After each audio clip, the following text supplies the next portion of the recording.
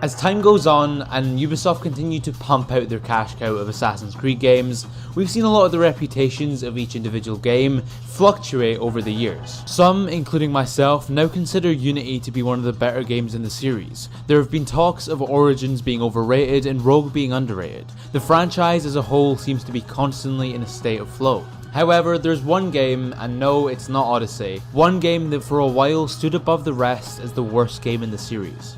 Not only was the game by far the worst selling of the franchise, but it led Ubisoft down a path of a complete reboot. And in 2020, it's still pretty clear that despite the revisionist attitude I have to many of these games, this one has by no means improved over time. In fact, it's gotten progressively worse. Without further ado, let's have a look at Assassin's Creed Syndicate 5 years later, and why it's worse than you remember. Syndicate, to say the very least, starts off on the wrong foot. From the moment we see Bishop again, we know that for the second game in a row, the modern day story, the main story of the whole series, is once again down the drain. But even compared to Unity, Syndicate's attempts at tying in the Animus and Abstergo are an absolute disaster, as the modern day is literally as simple as 3 cutscenes spread at completely random points. For any fan of the series, it's an immediate slap to the face, and it sets a precedent for what Syndicate truly is. A parody of Assassin's Creed. And this is even more clear as we jump into the Animus. And instead of getting a triumphant appearance of our hero, instead of getting some kind of interesting conflict, we instead get 2 minutes of narration, as we're exposed to potentially the most laughable setup for a story of all time. Keeping in mind the fact that these games are meant to be semi-accurate depictions of history, the fact that there's some random mustache-twirling evil capitalist who essentially owns all of London is cliché in itself, but when you consider too that there's 0 historical recordings of him, it's a bit fucking strange. And it outlines a greater issue with Syndicate, the fact that it's simply set far too close to the modern day. Assassin's Creed from the very first game was always explained as the hidden war, waging throughout the entirety of history behind the scenes, not tracked in any historical documents or books. And that's where our problem comes in, not just with Syndicate, but with any potential Assassin's Creed game set in the last 200 years or so. Whether it be rumours of a Wild West game, the World Wars, or Victorian London. These periods, these iconic moments in history, are ones that many people alive today still have some kind of connection to. And with that, these periods have been exhaustively researched, with massive amounts of detailed historical documents. So when you simply form a character out of thin air, a character this name is plastered across London, a character that owns half the industries of the world's biggest city, you essentially create a form of Uchronia, or in other words, an alternate reality of history. The fact that within the first 5 minutes, this game establishes an absolutely nonsensical version of London is bad enough, but this rough story setup is by no means aided by any kind of quality character writing. Ladies and gentlemen, the unstoppable Fry twin. Years have not been kind. Evie Fry, where do you get it from? The same place as you, Jacob. Is it really that hard? I mean, how the fuck do Ubisoft not know how to introduce their main characters? I make my own luck, Liam. Let's start with Evie, since she's the closest thing to a decent character in this entire 10-hour story. Although there is no subtlety in her writing, Ubisoft were at least kind enough to give her more than one personality trait, unlike her darling twin brother. It's clear from the offset she's got a genuine passion for the Creed, being a stickler for following the tenets her father taught her to a T. That being said though, tragically, and probably due to Serge Hascott being a massive sexist, Evie's character potential is washed down the drain pretty swiftly, as any character development that could have been done is either seemingly done off screen or just doesn't happen at all, as the one character in Syndicate I can say I like is shifted off to the side for arguably the worst character in the series. Arguably. I used to be called the Eagle Bearer, but Icarus is long gone. I imagine I don't particularly need to go into depth as to why Jacob Fry is an absolutely dreadful character, similarly to how Ubisoft didn't make any effort in giving him any depth. Jacob has a single character trait throughout the entirety of Syndicate. He's funny. That's his whole shtick. He's the funniest assassin yet. He breaks the tension with his witty one-liners. The problem is, well, I can see it now. We'll call ourselves the Rooks. Oh, what's this, Greenie? Assassin Christmas. Weapons? No, thank you. I've got my own. I still cannot imagine how you make a character whose entire personality is that he's a clown and somehow manage to make him that unfunny. Like, it genuinely might be the best achievement of this entire dev team. Oh yeah, I guess you could also count him wanting a gang as a personality trait, but it literally only comes up 3 times, so I don't know if that really counts. The Rook mechanic in Syndicate, the supposedly ingenious evolution of the Brotherhood system that came before, well, I mean, it's pointless. Not only does it never have any kind of effect on either of the twins or any impact on the actual story, but from a gameplay perspective, there's never really any time that you need to use your mindless NPCs that you have no connection to. In games like Brotherhood, Revelations, even Assassin's Creed 3 to a certain extent, the Brotherhood system acted not just as a way to take out guards, but as a true extension of the player themselves.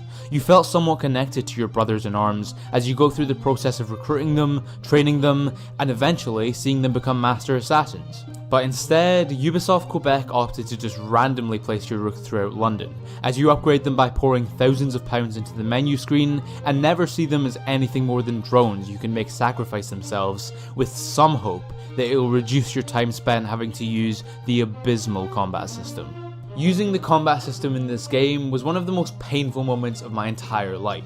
Okay, is that a massive exaggeration? Yes, but the point still stands. Although not quite on the same dreadful tier as Odyssey, Syndicate swapped out Unity's defensive, slow-paced, engaging combat system with what I can only describe as the ultimate button masher. The mechanics are built to be completely mindless, as after you're able to swiftly memorize the pattern of each enemy, it consists of simply spamming attack 1 to 4 times before hitting counter once and repeating. Not only did the game remove any elements of genuine danger or difficulty, but the massively simplified mechanics aren't even satisfying, either to watch or pull off. Most of the animations look straight out of Looney Tunes, as the player cartoonishly beats their enemy to a pulp, and the only difficulty curve the game presents is simply giving the enemies more health, far and away the laziest type of progress. Speaking of progress, although nowhere near an RPG, Syndicate began a trend that leant on the side of statistical evolution as opposed to immersive story-based improvement.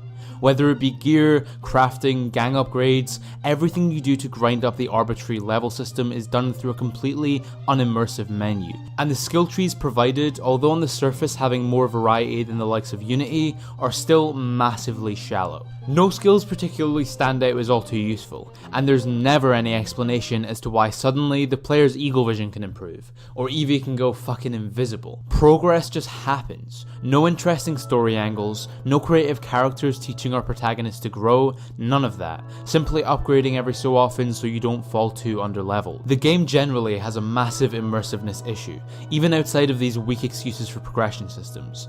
Namely, Syndicate at all too many times feels as if it's made for 5-year-olds. For whatever reason, Ubisoft Quebec felt it necessary to constantly hold the player's hand, whether it be giving the player the ability to dodge bullets or preventing the player from jumping off buildings, with countless invisible walls protecting the player from harm, and along with that, completely removing any sense of player freedom, risk versus reward, and worst of all, removing any type of fun.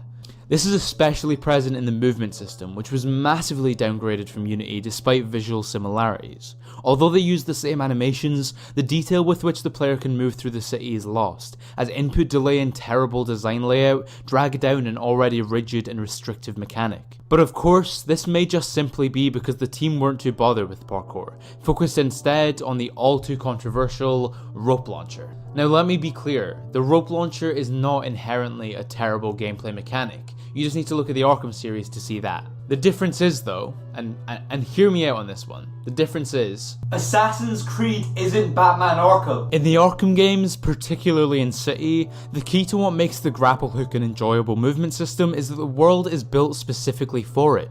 Countless pieces of gothic architecture line the city to make travelling an enjoyable experience.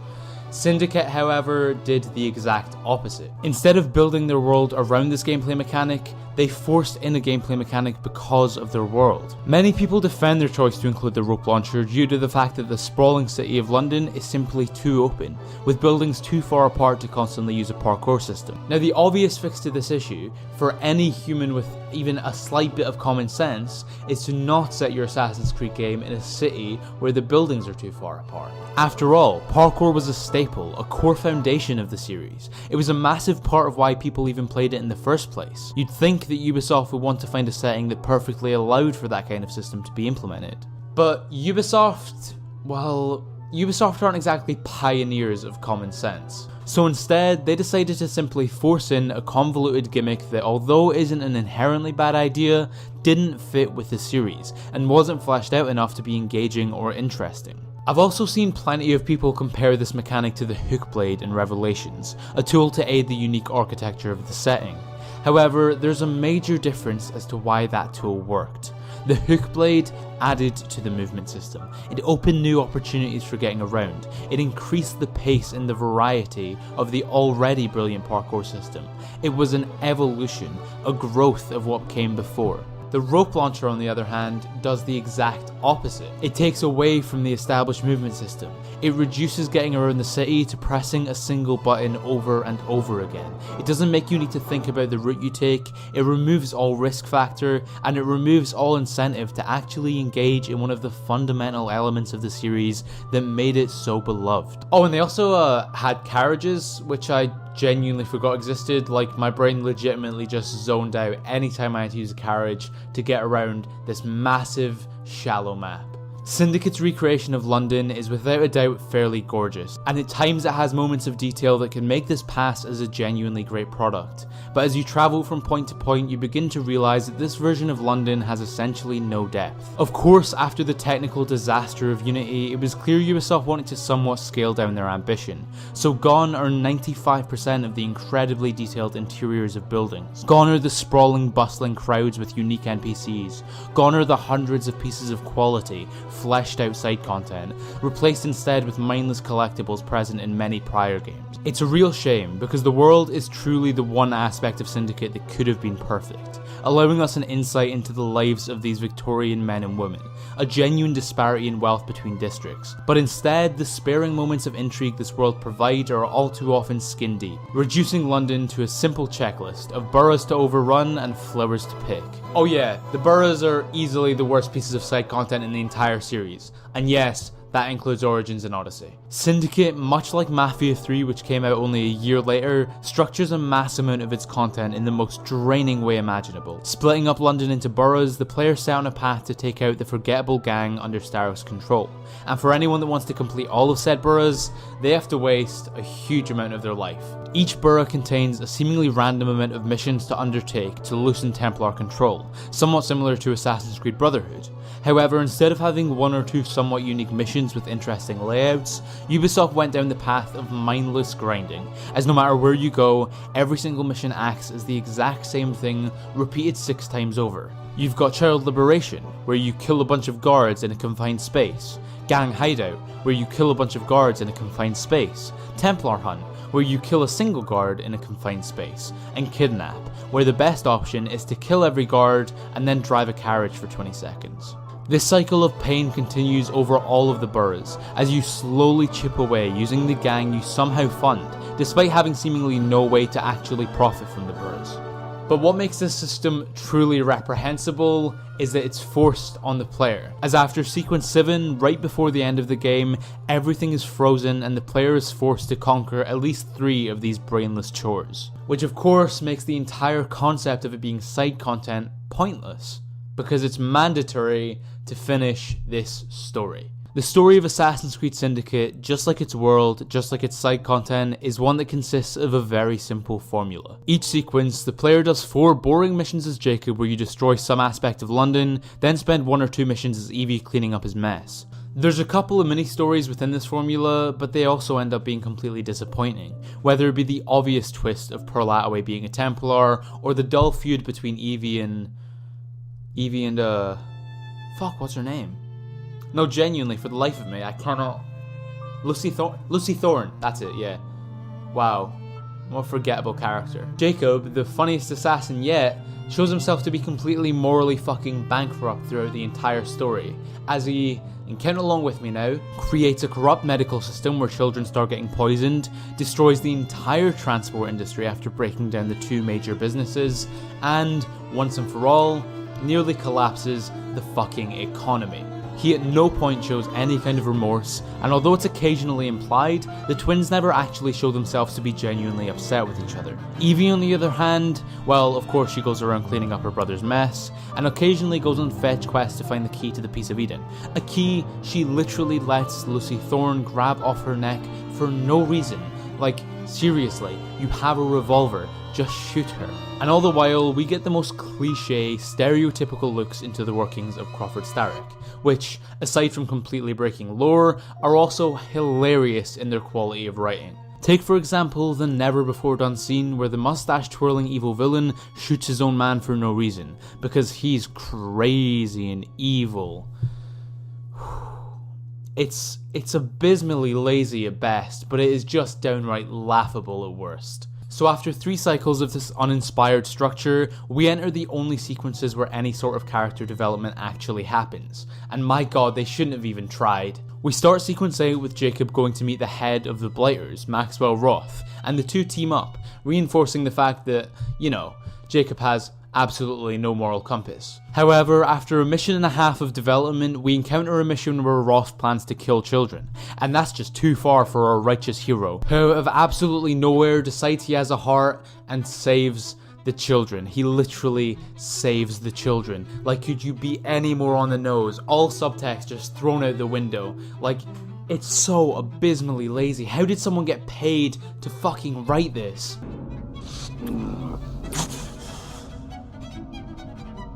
Why not?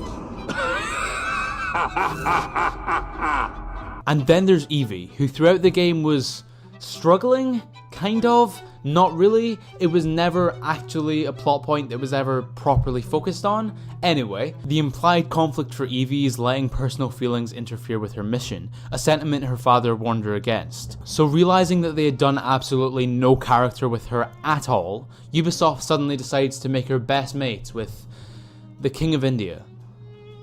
She just meets the Maharaja and becomes best mates with him. So the Maharaja, who keep in mind has never met this woman before, apparently knows the precise details of her parents' entire lives, the death of her mother and the reaction of her father. Again, subtext is completely thrown away, as the Maharaja literally explains word for word that her father's guidance was warped by his emotional reaction to being widowed. A revelation so obvious that Evie should have probably came to it by herself, especially considering she consistently shows that she's massively empathetic. So yeah, this sudden pep talk from the Maharaja convinces her that she's head over heels with Henry Green, who was a character for the first 3 sequences, and then just kind of didn't do anything. The writers do literally the bare minimum to wrap up arcs they had never even fully established, let alone built on and developed throughout the game, leaving the player feeling next to nothing, with no emotional connection to these characters or their journeys. And then, finally, we reach the endgame, which itself is kind of a train wreck. Although the setting of a heavily guarded Buckingham Palace could have been interesting, the mission removes all sense of freedom present in the other black box assassination missions, which by the way are probably the highlights of the entire game, despite them being slightly too linear compared to the likes of Unity. This final mission holds your hand from point to point until you eventually end up in a random cave in the woods, finally facing down Crawford Starrick, a character with absolutely no relationship to our protagonist. Oh yeah, and Evie does this.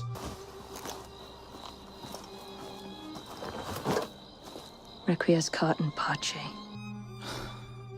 I'm so tired. The final fight itself is arguably the worst in the series, as Starrick decides he's just going to keep trying to individually choke out the twins. We get some cliche moments with Henry Green, and then going back to the sheer laziness of this game's writing, Evie and Jacob decide to work together, which somehow just happens to finish Starrick off. This moment epitomizes so much of what's wrong with Syndicate, but probably most of all is its complete linearity. Your abilities with the combat system, the skills you've built up over the hours with these characters, the gear you've gained, none of it matters, none of it comes into this final mission. The scripted cutscenes just continue to loop. There's no feeling of achievement, no feeling of satisfaction, as Starrick is killed and swiftly forgotten. It's a hollow ending to a shallow game, as our final cutscene sees our 3 heroes get knighted. Yes, they get knighted by Queen Victoria, before literally running off into the sunset. Like, could this actually get any more cliched? The sheer laziness of writing, the stereotypes and cliches,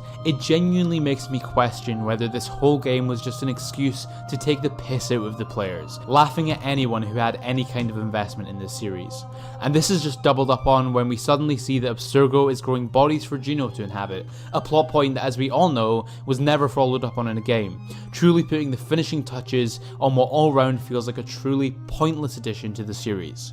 Because let's be honest, there may be a few out there, but I heavily doubt that there's many fans of this series that jumped on the bandwagon with Syndicate. Not only is the game's narrative forgettable, repetitive tripe, but so many of the gameplay systems are broken down to their most simple, basic, uninspired forms.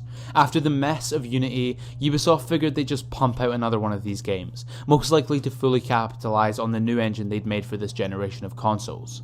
But after terrible sales, they decided to reboot the series only a year later. Many people have said that it was Origins or Odyssey that truly killed what Assassin's Creed was. But to me, the moment that this series' downfall truly came was in 2015. Because yes, the general opinion may always have been that Syndicate was subpar, and for many years, I and many others considered it borderline unplayable. But 5 years on, with the hindsight of how this series has fallen, I can truly say that Syndicate's overall effect has been much worse than we all expected. Because in my opinion, Assassin's Creed Syndicate is not just a repulsive and pathetic excuse for a game. Looking back at it, 5 years on, I can truly say that Assassin's Creed Syndicate was the moment that Assassin's Creed died.